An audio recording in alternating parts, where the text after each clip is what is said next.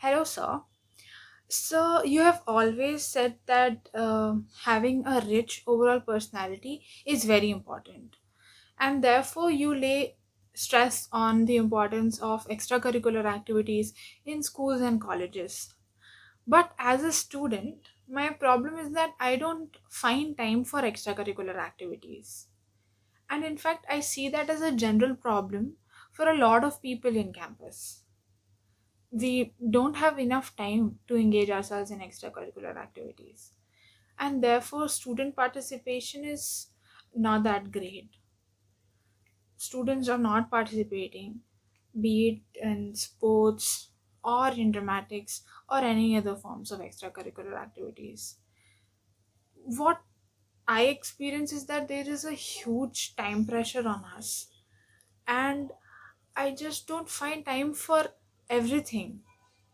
So, please say something. This surprises me. I used to think that schools and colleges now are focusing much more on their extracurriculars than used to happen in my time. I'm surprised by this question because the funds now are bigger. The campuses have more amenities. How is it that extracurriculars are not being promoted? Because you see, if I look at when I was in college, the late 90s, it would have been very difficult to find a squash court outside the IT campus. One would need to travel 5, 10, 15, I don't know how much, maybe 20 kilometers.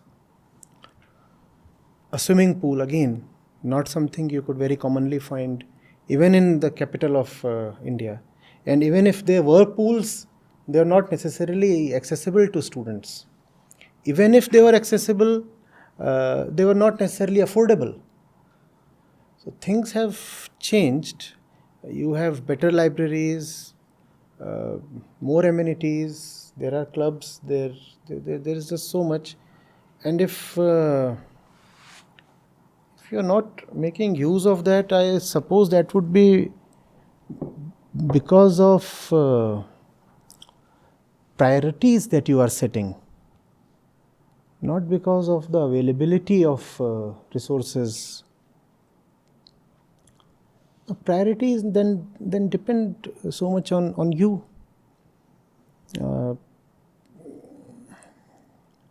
My batch strength was 350.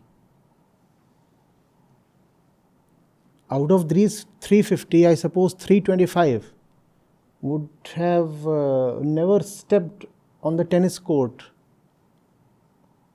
even once in those 4 years of BTech. That's a choice that you make. The court is there, it's available. You don't want to step on the court, that's a choice that you make. The pool is there, the swimming pool is there. 300 out of 350 students never went to the pool. The dramatics club was there, elocution or debating, extempore, or poetry, composition, recitation, photography club, dance, music, creative writing. But most students simply didn't participate.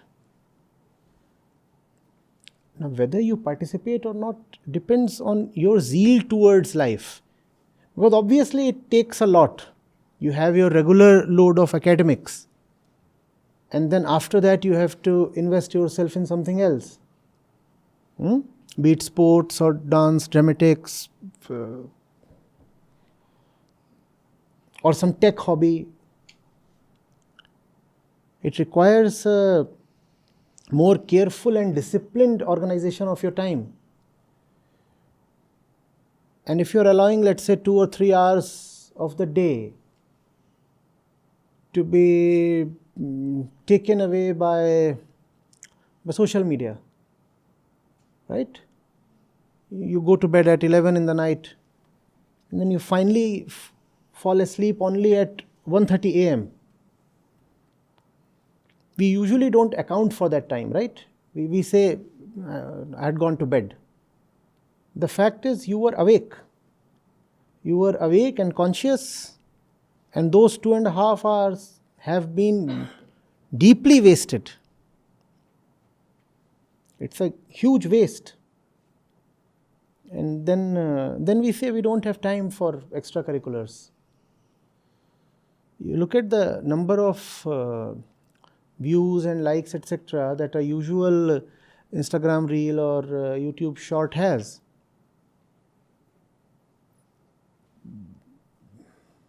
Huge millions, not small millions. Sometimes the number of likes itself is in millions. And it's the young people who are watching those things. That time obviously should have been rightfully spent in doing something better. So if you say you have a shortage of time, is that real? Really are short of time? If you're short of time, who is watching all those reels and pushing the like button? Who's doing all that? You do that, right? Look at all the trash influencers and 50 million followers, 80 million followers. Who's following them? And following somebody has costs and repercussions, right? Could you have not better spent that time on the tennis court or the swimming pool or in the library or on the dance floor? I'm asking you. And think of the cumulative time you accord to all the wasteful portfolios. First of all, you don't have too much time. 10 hours you spend in the necessary biological activities of the day, sleeping, hygiene, food. At least 10 hours goes towards that. And you cannot cut down on that, right? Food you have to take, bath you have to take, sleep you have to take. Correct? So 10 hours goes towards that. In fact, more than 10 hours sometimes. That much goes towards that. 1 or 2 hours go towards commuting in many cases. Sometimes to workplace, sometimes to college. All the different kinds of commutes. What are you left with? What are you left with? 12 hours? Now, of that 12 hours, you spend, let's say, 6 to 8 hours in your classroom. Is that so? Huh? And if we include the time between the classes, that often happens, right? Not all classes just abut each other. Sometimes you will have something from 9 to 10 a.m. and then the next one is at 12 noon. So 2 hours you have to simply sit in the cafeteria and while away. Does that happen? So effectively you are left with just 2 hours or 3 hours for self-development, for your reading, for your internal growth, for your exploration, or for just your solitary silence, when you can just be with, let's say a tree, let's say a tree, and be with yourself. All that you are left with is just 2 or 3 hours. Now, out of these 2 or 3 hours, if you devote 2 hours to Instagram, what are you left with? You're left with nothing. Those 2 or 3 hours was all that you had, and approximately everything from there has been just wasted or looted away. But we don't look at it like that. We say, oh, I gave it only 2 hours out of my 24 hours. You didn't give it 2 hours out of 24 hours. You gave it 2 hours out of the only 2 hours that you had. So you gave it 2 out of 2 hours. Now what are you left with? Not only have you wasted time, you also have accumulated some filth here. And then it feels as if we genuinely are victims of time pressure. It does feel. You talk to anybody and he would sincerely say, I'm short of time. I want to do a lot of good things in life, but I feel short of time. Here is my reading list. These are the books I want to really finish off this year, 2023, and it's already March, and I have not even finished one of these, let's say 10 books. Where is the time? Where is the time? These are the places that I want to visit as a young person. I never find the time to go there. I want to hit the gym.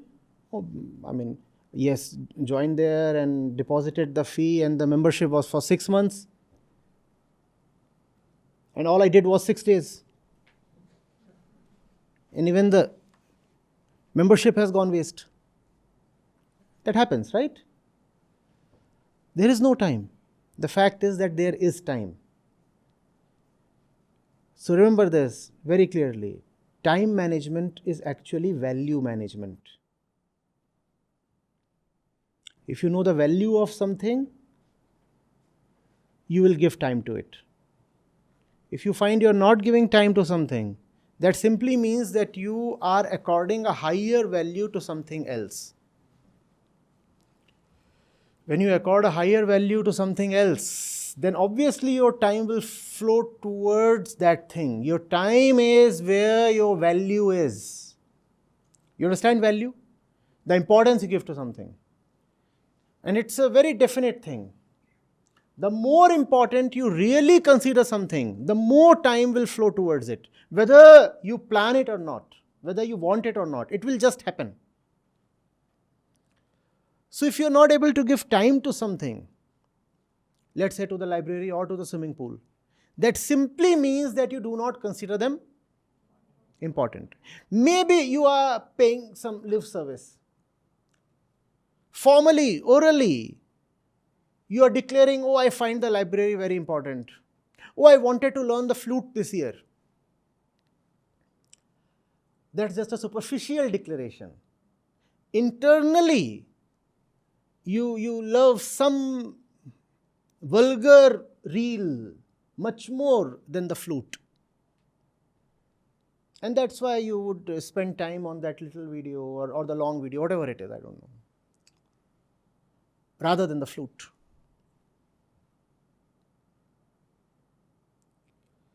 Would you remember this? Time follows your values. So if you are not giving time to something, it directly means you are not giving value to that thing. And if you are giving time to something, that means, now you may keep cursing that thing. You may keep saying, oh, it's such a wasteful thing. I didn't want to, but somehow, accidentally, mistakenly, I ended up giving time to it. I never wanted to. You are lying. The thing is, you really do give a lot of importance to that thing, and that's the only reason why you gave so much time to it. Your time profile is a clear representation of your mental profile, your value profile. If you want to know who you are, that's an experiment I used to do with my students many years back. I would say just write down where your typical day goes. Show me the time distribution. And that time distribution will tell you who you are. You are where you are spending your time. That's your identity, that's your name, that's your personality. If you want to know who a person is, just see where he or she spends his time. If you want to know who you are, just see where you are spending your time. And that will very clearly tell you who you are. Beyond your words, beyond your declarations, beyond your intentions, beyond your presumptions and pretensions. That will show you the mirror. Just see where your time goes.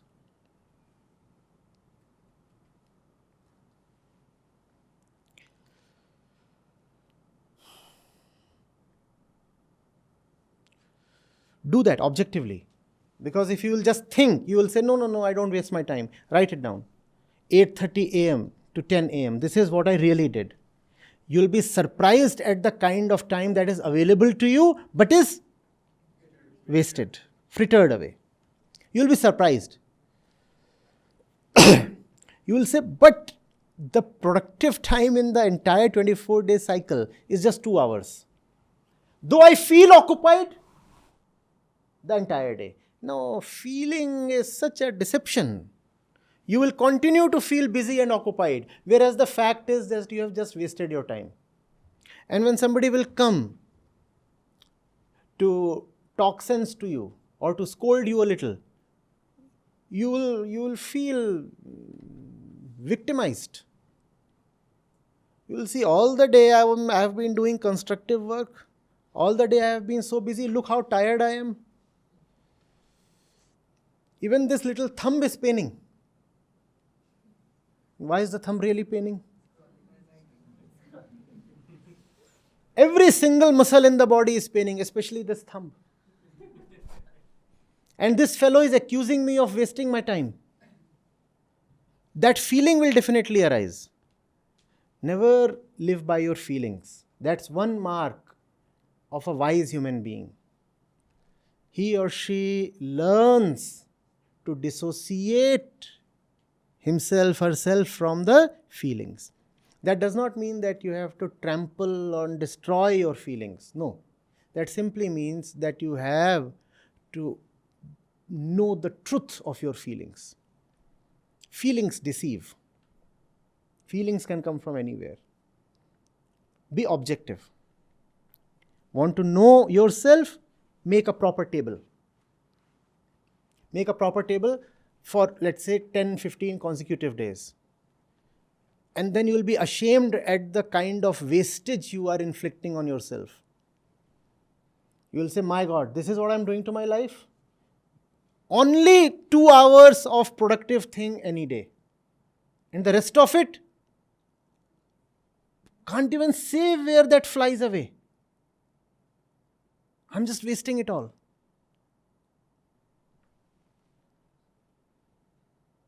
Try that, would you? Make a proper table of where your time is really going. And don't lie. Don't lie, at least not to yourself. Sometimes it's okay to lie to others, but it's never okay to lie to yourself.